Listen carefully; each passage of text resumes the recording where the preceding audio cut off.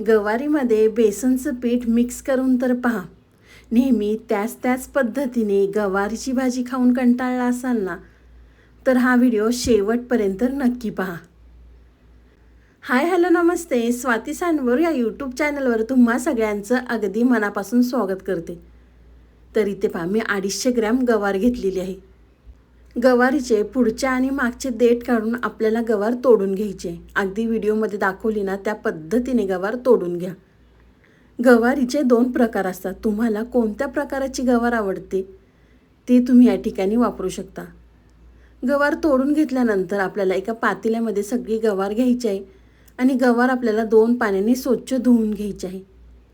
तोपर्यंत तुम्ही माझ्या चॅनलवर नवीन आला असेल ना, तर प्लीज आपल्या चॅनलला एक सबस्क्राईब नक्कीच करा. तर इथे मी 2 पाण्याने गवार स्वच्छ धुवून घेतलेली आहे. तर एका प्लेटमध्ये काढून साईडला ठेवून देऊया. त्यानंतर इथे मी 2 कांदे घेतलेले आहे. तर कांद्याला आपलं पुढचं आणि मागचं देठ काढून घ्यायचं आहे आणि बारीक कांदा आपल्याला चिरून घ्यायचा आहे. तुम्ही या ठिकाणी मोठा कांदा असेल तर 1 वापरला तरी चालणार आहे. इथे मी 2 छोटे कांदे वापरलेले आहेत. तर छान कांदा आपल्याला बारीक चिरून घ्यायचा आहे. नेहमी तुम्ही त्याच पद्धतीने गवार खाऊन कंटाळले असाल ना, तर या पद्धतीने करून घरातल्यांना खाऊ घाला. अगदी लहानांपासून मोठ्यांपर्यंत सगळेजण आवडीने खातील. तर इथे मी दोन्हीसुद्धा कांदे चिरून घेतलेले आहे. कांदा चिरून घेतल्यानंतर इथे मी एक मोठ्या आकाराचा टोमॅटो घेतलेला आहे. टोमॅटो आपल्याला स्वच्छ धुवून घ्यायचा आहे. धुतल्यानंतर आपण कांदा चिरला ना त्याच पद्धतीने आपल्याला टोमॅटोसुद्धा बारीक चिरून घ्यायचा आहे. तर इथे मी सगळा टोमॅटो चिरून घेते. तोपर्यंत तुम्ही माझा व्हिडिओ इथपर्यंत पाहिलाच आहे आणि व्हिडिओ थोडा तरी आवडला असेल ना, तर व्हिडिओला एक लाईक नक्कीच करा. कांदा टोमॅटो चिरून घेतल्यानंतर एका साईडला कढई गरम करून घेतलेली आहे. कढईमध्ये आपल्याला अर्धा चमचा तेल घालायचं आहे. तेल गरम झालं की त्यामध्ये आपल्याला धुवून घेतलेली गवार घालायची आहे.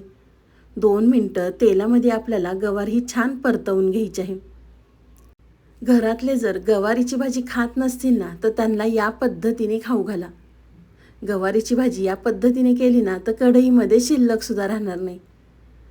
2 मिनटं गवार तेलामध्ये परतवून घेतल्यानंतर त्यामध्ये आपल्याला 2 चमचे बेसन पीठ घालायचं आहे. तुम्हाला जर चणा डाळीचं पीठ चालत नसेल ना, तर तुम्ही या ठिकाणी मुगाच्या डाळीचं सुद्धा पीठ वापरू शकता. 2 चमचे बेसन पीठ घातल्यानंतर आपल्याला 2 मिनटं छान तेलावरती हे परतवून घ्यायचं आहे. तर तुम्ही या ठिकाणी पाहू शकता मी छान बेसन पीठसुद्धा परतवून घेतलेलं आहे. तर एका प्लेटमध्ये सगळी गवार काढून घेते. त्याच कढईमध्ये आपल्याला तेल घालायचं आहे. तेल तुम्ही तुमच्या आवडीनुसार कमी अधिक करू शकता. तेल गरम झालं की त्यामध्ये आपल्याला छोटा चमचा मोहरी घालायची आहे. मोहरी तेलामध्ये छान तडतडली की 1 चमचा आपल्याला यामध्ये जिरे घालायचे आहेत. जिरे मोहरी तेलामध्ये व्यवस्थित तडतडली की त्यामध्ये आपल्याला 5 ते 6 कढीपत्त्याची पानं घालायची आहेत. कढीपत्तासुद्धा तेलामध्ये तडतडला की आपण चिरून घेतलेला कांदा त्यामध्ये घालायचा आहे आणि छान कांदा रंग बदलेपर्यंत आपल्याला भाजून घ्यायचा आहे. कांदा परतल्यानंतर त्यामध्ये आपल्याला चिरलेला टोमॅटो घालायचा आहे. टोमॅटोसुद्धा आपल्याला मऊ होईपर्यंत परतवून घ्यायचा आहे. कांदा टोमॅटो छान व्यवस्थित परतला की भाजीसुद्धा अगदी एकसारखी होते. तर तुम्ही या ठिकाणी पाहू शकता मी टोमॅटोसुद्धा छान मऊ होईपर्यंत परतवून घेतलेला आहे. टोमॅटो परतल्यानंतर त्यामध्ये आपल्याला काय बेसिक मसाले घालायचे आहेत. इथे मी 1 चमचा काश्मीरी मिरची पावडर, 1 चमचा मिरची पावडर, अर्धा चमचा आपल्याला या ठिकाणी गरम मसाला घालायचा आहे. पाव चमचा हळद. मसालेसुद्धा कांद्यावर टोमॅटोवर छान परतवून घ्यायचे आहेत. तिखट तुम्ही तुमच्या आवडीनुसार कमी अधिक करू शकता. मसाले परतल्यानंतर जी गवार आपण बेसन पिठामध्ये परतवून घेतली होती ती आपल्याला कांदा आणि टोमॅटोवरती घालायची आहे आणि छान ही भाजी आपल्याला एकसारखी मिक्स करून घ्यायची आहे की नाही. अगदी वेगळ्या पद्धतीने मी तुम्हाला गवारीची भाजी दाखवलेली आहे. गवार व्यवस्थित मिक्स केली की त्यामध्ये आपल्याला चवीनुसार मीठ घालायचं आहे आणि परत आपल्याला ही भाजी एकसारखी मिक्स करून घ्यायची आहे. ही भाजी बनवायला खूप जास्त वेळसुद्धा लागत नाही. कमी वेळेत ही भाजी अगदीच चविष्ट तयार होते. एकसारखी भाजी मिक्स केली की आपल्याला त्यावरती झाकण ठेवायचं आहे आणि झाकणावरती आपल्याला पाणी घालायचं आहे किंवा तुम्ही गरम पाणीसुद्धा भाजीमध्ये वापरू शकता. पाणी घातलं की आपल्याला थोडं थोडं पाणी घालून गवार मस्त अशी शिजवून घ्यायची आहे.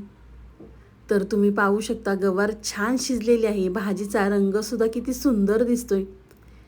गवारीची भाजी शिजत असतानाच अगदी घरभर वास सुटला होता या भाजीचा. भाजी एकसारखी मिक्स केली की त्यामध्ये आपल्याला भरपूर चिरलेली कोथिंबीर घालायची आहे आणि मस्त चमचमीत चटपटीत आपली ही गवारीची भाजी तयार झालेली आहे.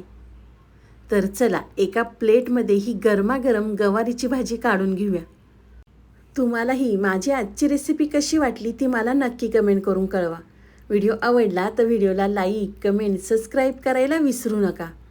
तुम्ही माझा व्हिडिओ कोणत्या शहरातनं पाहतात ते मला नक्कीच कमेंट करून कळवा, म्हणजे मला तुमचे आभार मानता येईल. तर चला पुन्हा भेटूया असाच एक छानसा व्हिडिओ घेऊन. तोपर्यंत बाय.